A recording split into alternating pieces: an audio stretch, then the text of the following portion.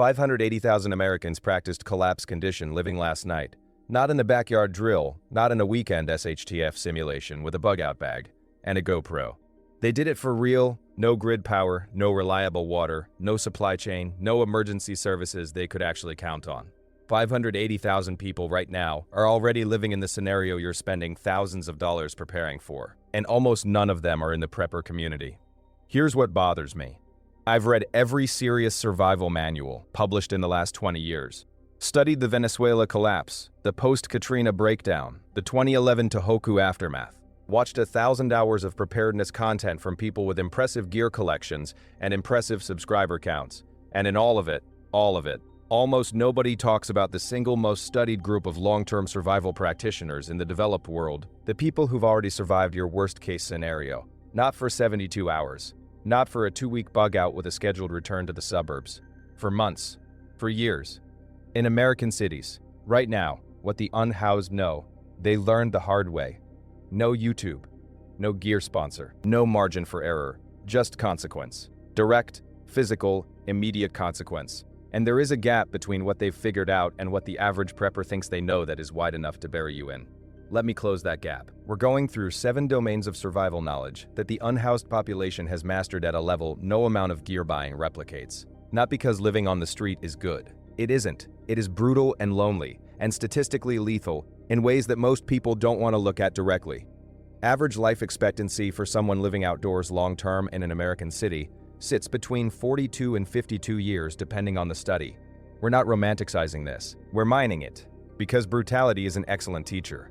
And the curriculum here is one you cannot purchase. The approach, ethnographic research, sociological fieldwork, first-person accounts collected by street outreach organizations over decades, city commission survival pattern analyses from Seattle to Miami, combined with what we know from documented collapse events about what actually kills people versus what they spent their preparation budget defending against. That's not scavenging, that's resource intelligence. Think about what this means in a partial collapse scenario.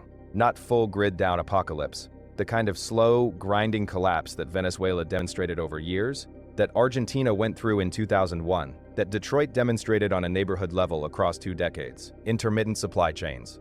Spotty availability. Not nothing, but unpredictable. In that environment, the person who knows when things become available, who has mentally mapped the resource calendar of their specific geographic area, is operating at a survival advantage that no amount of hoarding closes. The uncomfortable math. The average American family's food stockpile lasts 2 to 8 weeks depending on discipline and family size. The average person who's lived on the street for a year has built a resource network and calendar that functions indefinitely. Not comfortably, but indefinitely. There's a word for indefinitely. It's alive. Let that settle. The catch to resource calendaring is that building it takes time. You can't compress. You can't download it. You can't buy it at a prepper expo. You have to observe your local environment across seasons and cycles. But you can start right now. Pay attention to when your grocery store marks down bakery items.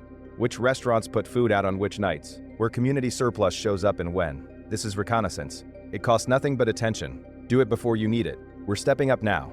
Second tier. This is where the knowledge gap stops being inconvenient and starts being lethal. Number 5, the invisible economy. Or more precisely, the art of asking, which is the thing that makes a certain kind of survivalist deeply uncomfortable and which inability gets them killed. The prepper community is overwhelmingly self-reliance, obsessed, lone wolf, the rugged individual. One person, their dog named something appropriately serious like Thor or Titan, a bug-out bag so heavy it would destroy their knees on mile 4, and a philosophy built around needing nothing from anyone. I understand the appeal. Self-reliance is a genuine virtue. But here's what that philosophy does to you in a real, sustained, months-long crisis.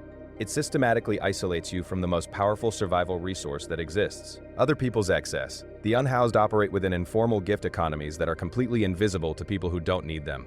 Networks of mutual aid that function without apps, without coordinators, without any infrastructure at all.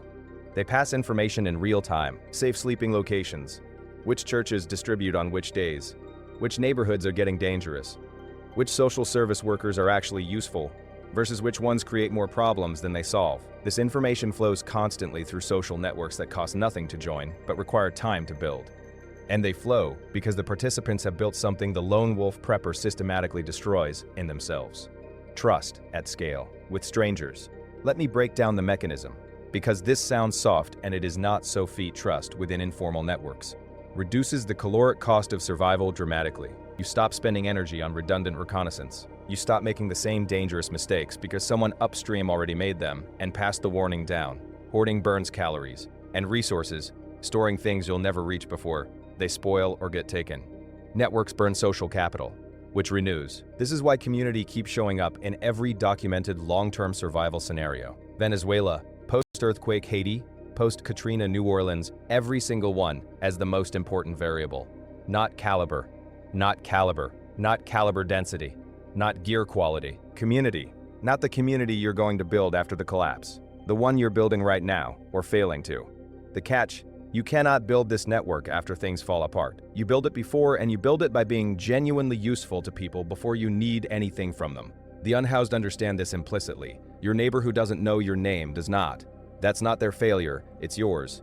Number 4, threat geometry. And preppers get this specifically backwards, so let me be precise. Most preparedness content focuses on the defense phase. Fortify the position. Build the perimeter. Acquire the arsenal.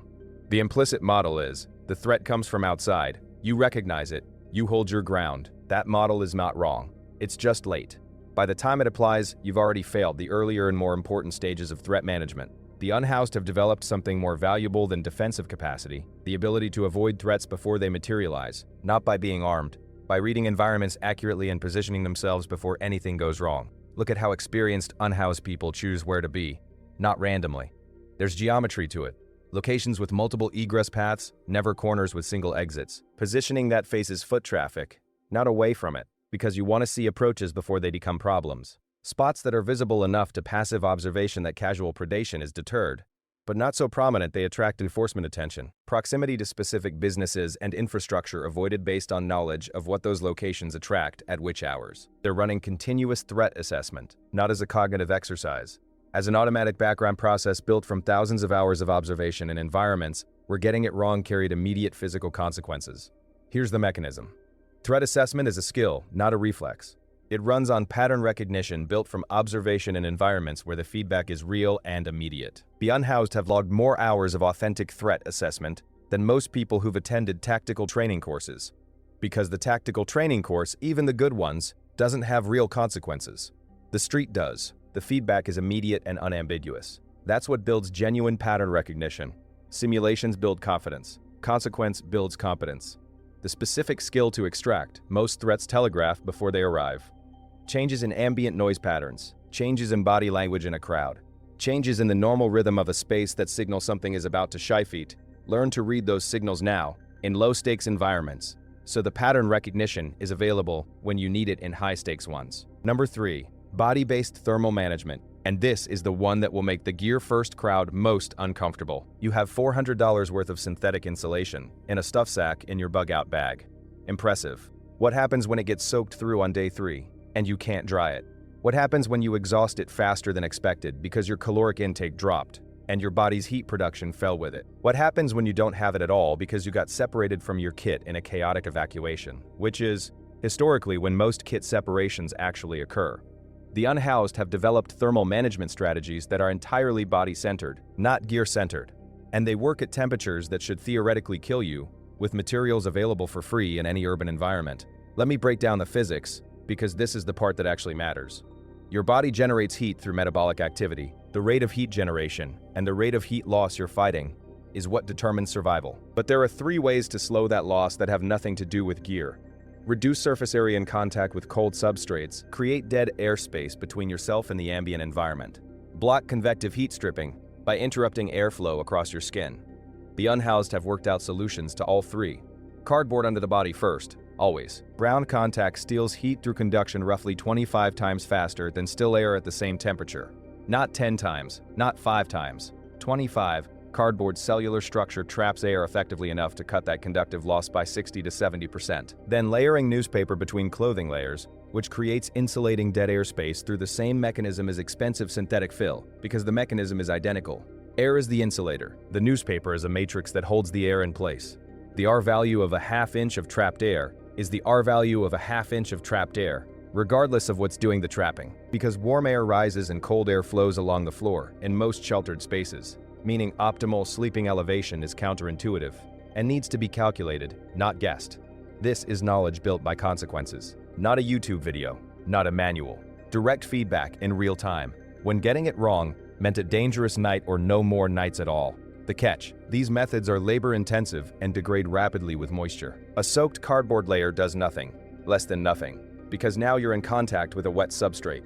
The unhoused know this, which is why waterproofing their sleeping surface is always the first priority, never the last. Another thing, the gear-first mindset gets backwards.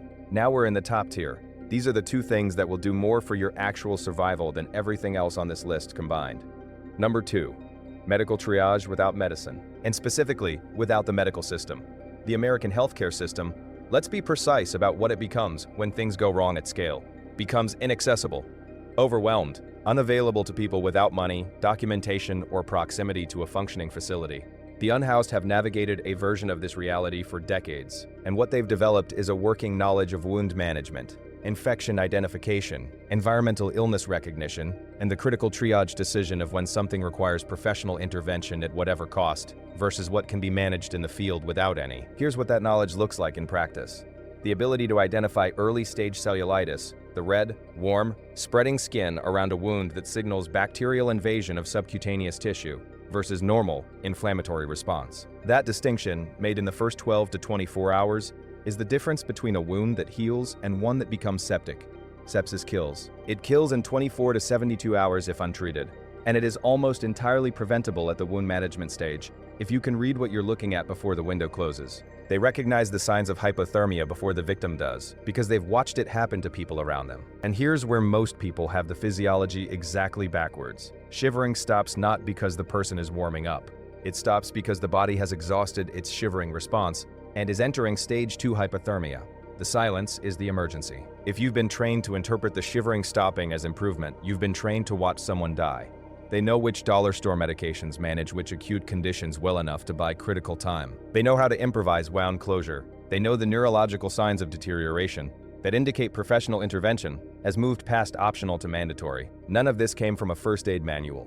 It came from watching people get better and watching people die, over and over, and building a working model from the data. Here's the mechanism that makes this knowledge different from a first aid course. First aid courses teach procedures. This is pattern recognition. Knowing what is actually happening inside a body based on external signs, the procedures follow from accurate pattern recognition. Without that pattern recognition, the procedure is a guess that might be the right guess or the wrong one. The unhoused have made enough of these assessments, with real stakes and real feedback, to develop genuine diagnostic intuition. That's the competency. That's what you're missing. The catch, the threshold judgment, knowing when you absolutely must get to professional care regardless of barriers, is the hardest part to teach because it's intuitive in ways that resist codification. But you can develop your own version. Study emergency medicine triage criteria. Learn the presentations of the conditions that kill faster than you can manage. Sepsis, traumatic brain injury, severe dehydration with electrolyte crash, hypothermia past stage 1. Not to treat them. To know when the decision is made for you, whether you like it or not. And now, the summit. Number 1.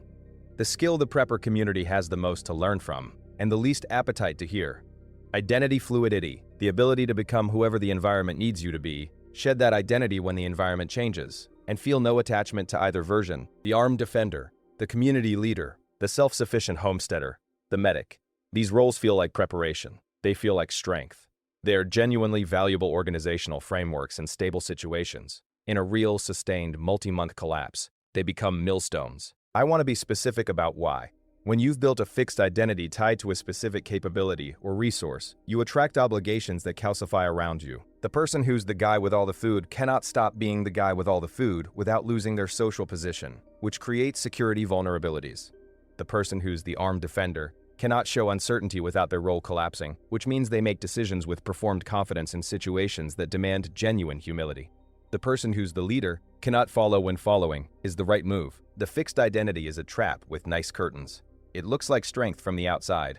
Under sustained pressure, it constrains your options until the options run out. The unhoused shed roles constantly, not from weakness, from necessity. They present differently to a church volunteer than to another person in their camp, than to law enforcement, than to a social worker. They're not being dishonest. They're reading what each environment requires and delivering it. That's not manipulation. That is social intelligence operating at the level of survival.